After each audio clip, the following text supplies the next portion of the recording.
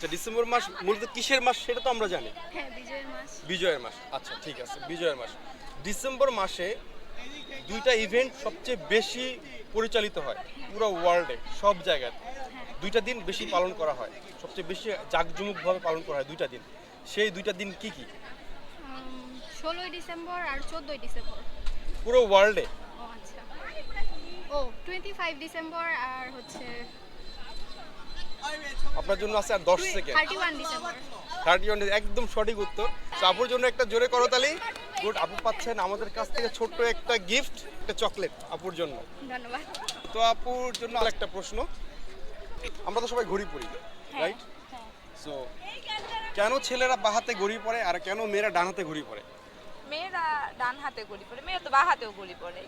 ডান হাতেও পরে, ডান হাতে কেন পরে? কেন পরে? সুন্দর লাগার জন্য পরে। মেয়েরা কেন বাঁ হাতে ডান হাতে ঘড়ি পরে, ছেলেরা কেন বাঁ হাতে ঘড়ি পরে? এটা স্টাইলের জন্য।